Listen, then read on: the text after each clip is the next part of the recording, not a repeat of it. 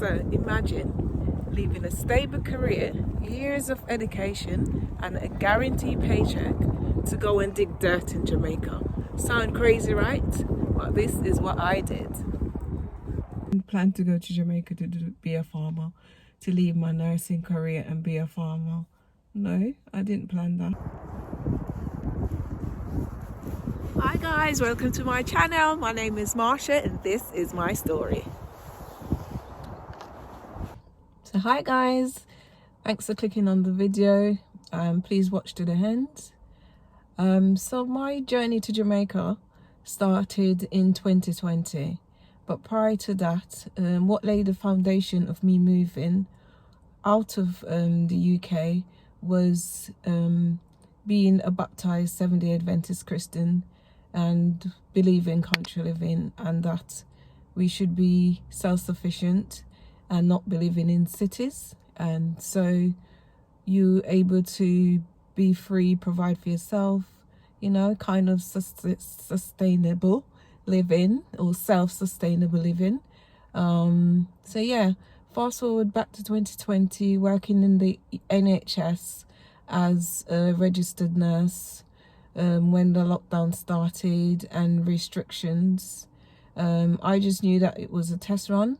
So plans started then to be put in place to migrated back home to Jamaica, you know, home to my heartbeat, you know. So yeah, it was no means easy. It was very difficult decision.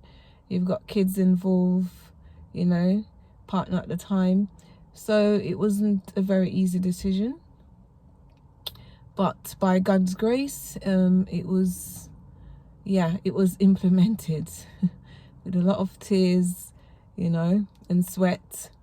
So yeah, I just knew it was coming, the restrictions for nurses. I knew that we was going to be forced to take their vaccine. If we don't take it, we wouldn't be able to work, and it did come. From across England to march in central London, NHS staff against mandatory vaccination. In just under a fortnight, healthcare workers who haven't yet had their first COVID vaccine face the sack. I'm a nurse in the NHS. I've got no issue with people having the vaccine, not having the vaccine, but it needs to be a choice. There's not enough evidence behind to back making it mandatory. Anyone that's unvaxxed can still pass it on, and it's our risk. I've worked for 2 years through the pandemic on a COVID ward, where at the beginning we had terrible PPE and we had to risk it and go and work for them. They were clapping us every Thursday, calling us heroes, and now they're saying that if I'm not having this vaccine in my body, I'm going to lose my job. So disclaimer, I have not given anyone it, so I'm not sitting there being a hypocrite. So yeah, I knew I was not going to put that in my body or give that to my children. So the logical thing was to do is to just leave the UK. So we left in 2021 and moved to Jamaica. Pack and pray without delay. Well, I've tasked with my basement today. Yeah, cleaned the basement yesterday. Looks a bit better. Pack what I could pack.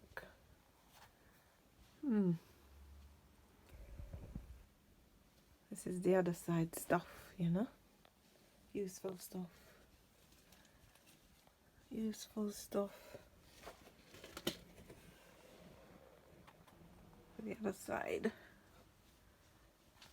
In your pack, get away I can, because don't know what you're gonna face on the other side. No money, only fate. Nice, good work.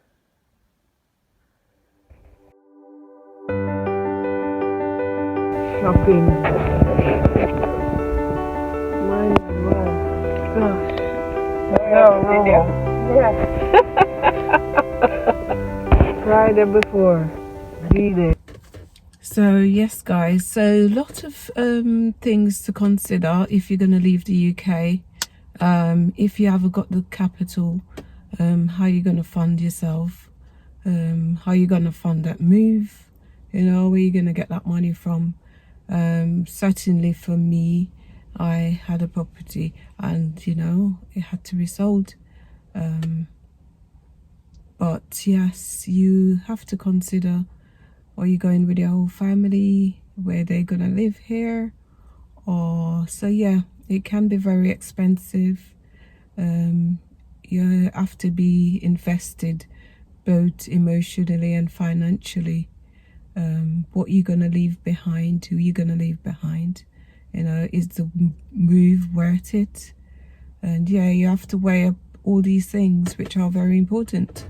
So it's not about just running off into the sunset. Yeah, it's a very difficult decision you have to make. I don't know, certainly for those that have had that experience can testify. So yeah, leave a comment down below of your experience. So yeah, it was very difficult for me just giving up those lifestyle, but you definitely have to work. You live in England, you have to work to maintain yourself. 60 to 70 hours a week hard to work normally just to make ends meet. You miss 2 month pay on your mortgage, payments on your mortgage, and that's it, you're out. So yeah, definitely you have to consider those things. And the other things on the other side, you're gonna have to consider where you're gonna live. What is your quality of life that you want for yourself and your family? Are you gonna go off grid? You're gonna live up Beverly Hills? You know, you're just gonna make a bamboo hut and live in a hut or a tent? You know, you have to know what you want for yourself and how you're gonna maintain that. So you have to do due diligence, and you have to be practical. You have to take practical steps prior to moving. Although I believe in moving in faith, but yeah, definitely you need to be practical and, you know, let God do the rest.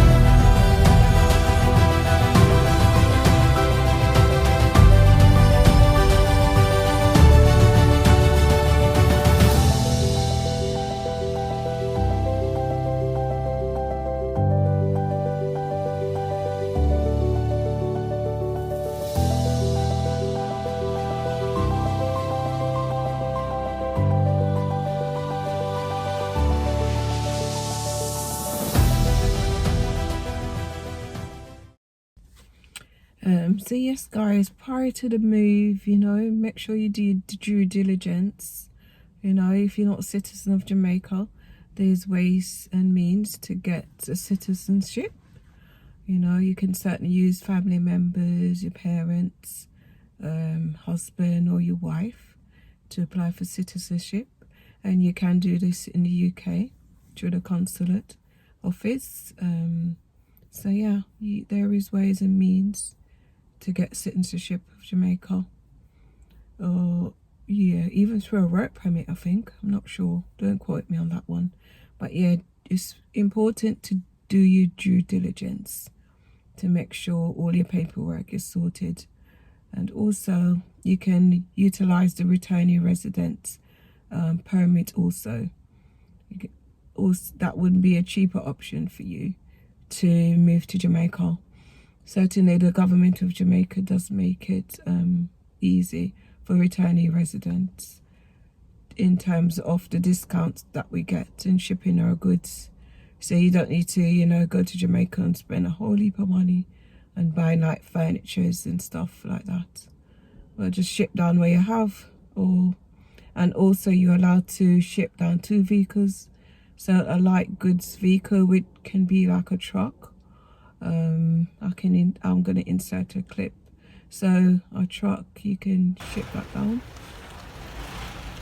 It doesn't have to be new. It's got to be 10 years old or younger. Both vehicles need to be 10 years old or younger. You can ship those down, and the only discount you get is shipping an older vehicle in comparison to, I think it's a 5-year-old vehicle, which in the UK you can get for much cheaper. I think I bought mine on Co-Parts, so it was a bit damaged, fixed it up, so it was a bit of a cheaper option for me.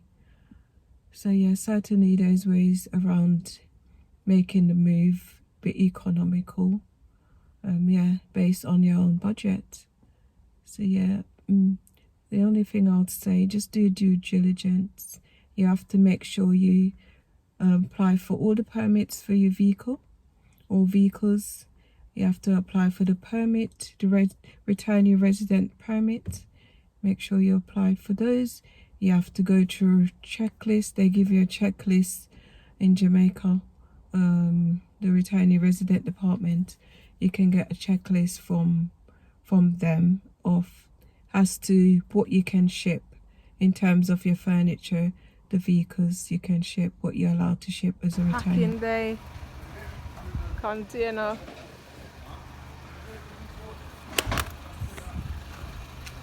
Really stuff.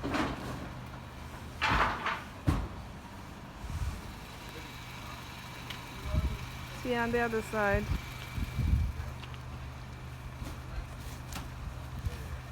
You're allowed to ship as a returnee residence, and so yeah, that was very good. Save us a lot of money. The tax was a little bit low. I did it with myself and my mom, so it did work out shipping the container. So yeah, the only tedious thing about it in Jamaica, you know, them long down there. Trust me, them long. We had to go to the wharf down there all day, sit down, make sure them unpack the container, and then they go through your stuff, see what you've got, see how much they're gonna charge you for the old shipment. But yeah, you do have to pay a little bit of stuff, but it's nothing comparison to if you're gonna go there and buy furniture, or if you don't use the returnee resident permit. So yeah, do due diligence, I say, and see how you go. But yeah, it was well worth it for us. So yeah, guys, just move on, as I said, with faith, you know, and yeah, you never know where God will lead you. So yeah, move forward.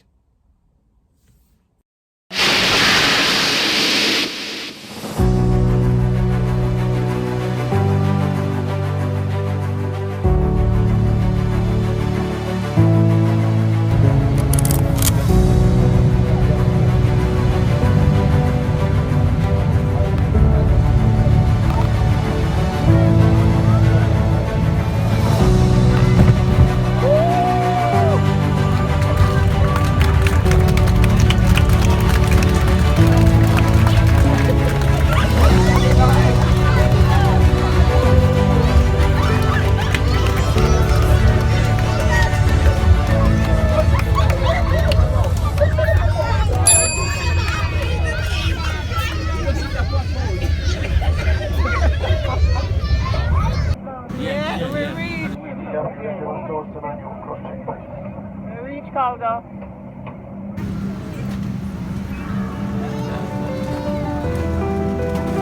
We reach Maya. Jamaica.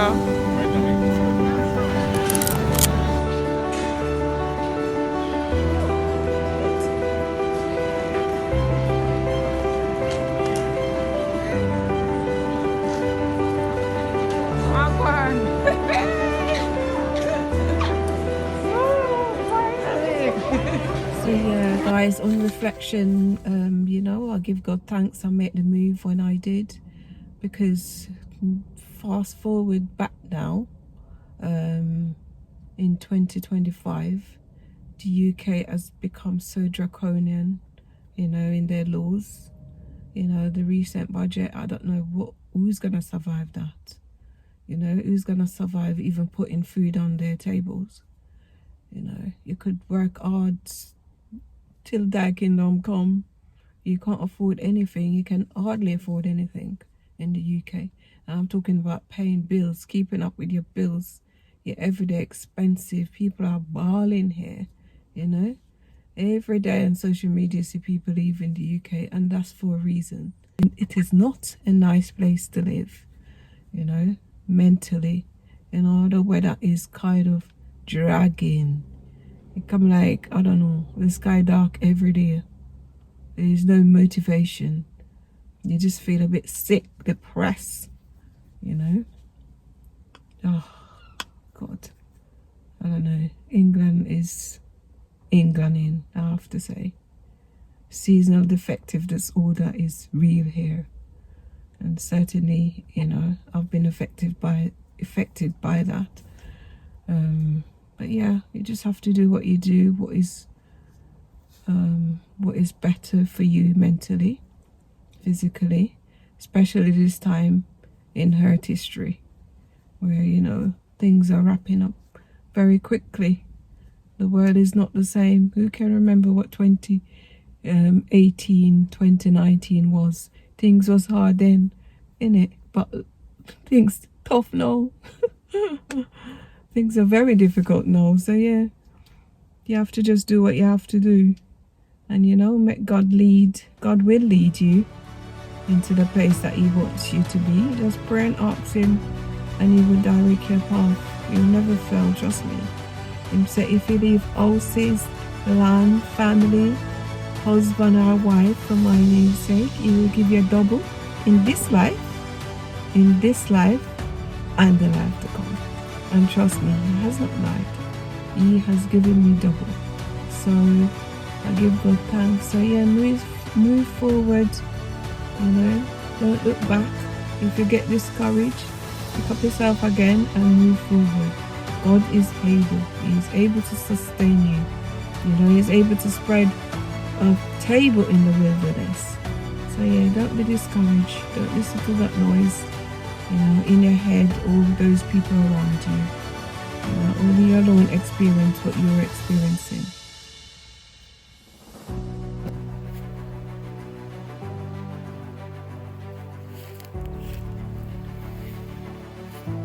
So the inside of the sitting room. So the inside of the sitting room. So the passage to the bathroom. The bathroom in there, so yeah. The door for the entrance to the bathroom. Bathroom window. So the bathroom. And there the cement where I work on the pit. You go come out of the bathroom now, come back. This is the bedroom. Yes. This is the bedroom. Back now to the veranda. Yes, the veranda very big. Very big. When I see the house finish, I go see the bigness of the veranda. Very big. Car can park on there.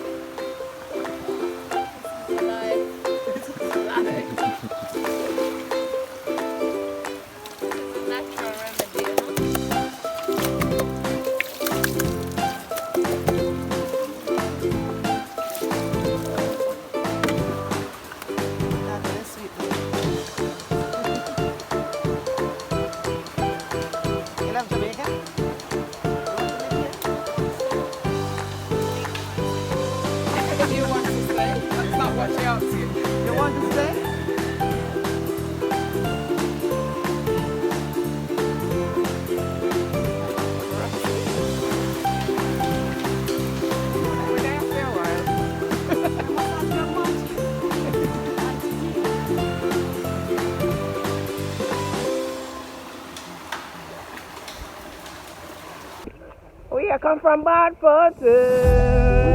In the mountains. We come from bad fortune. In the mountains.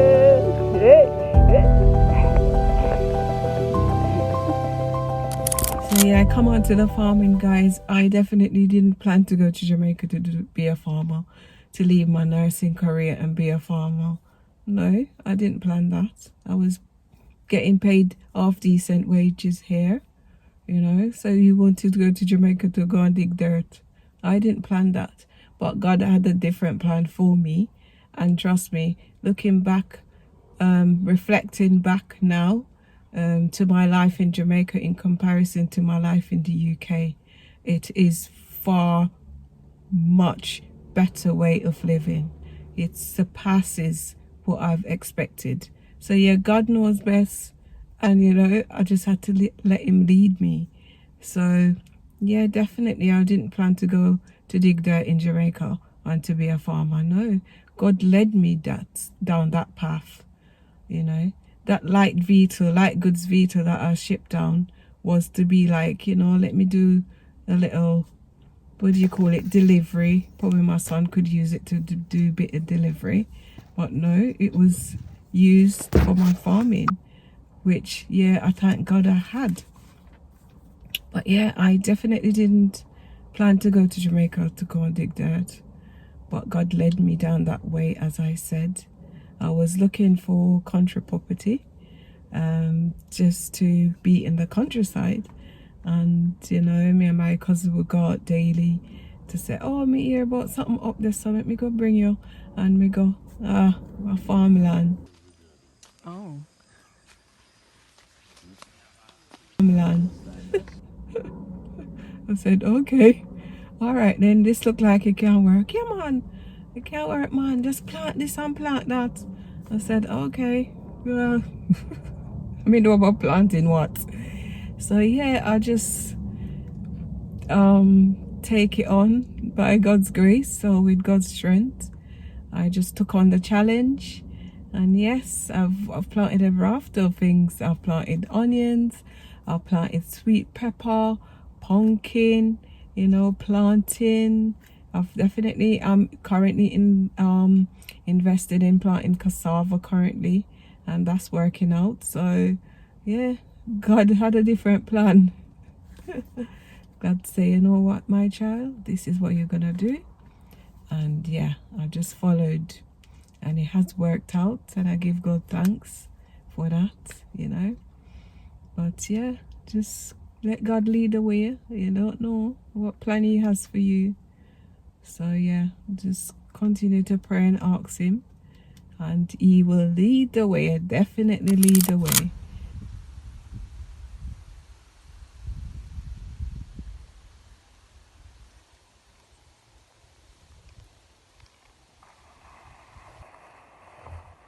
Springtime and harvest, God only knows.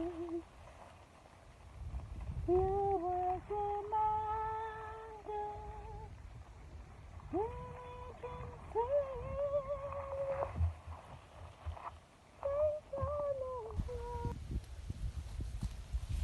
God is good all the time, and all the time God is excellent.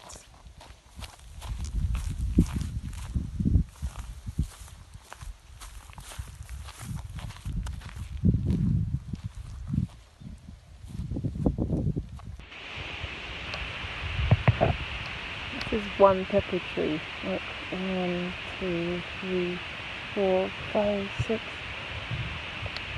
7, 8, 9, 10, 11.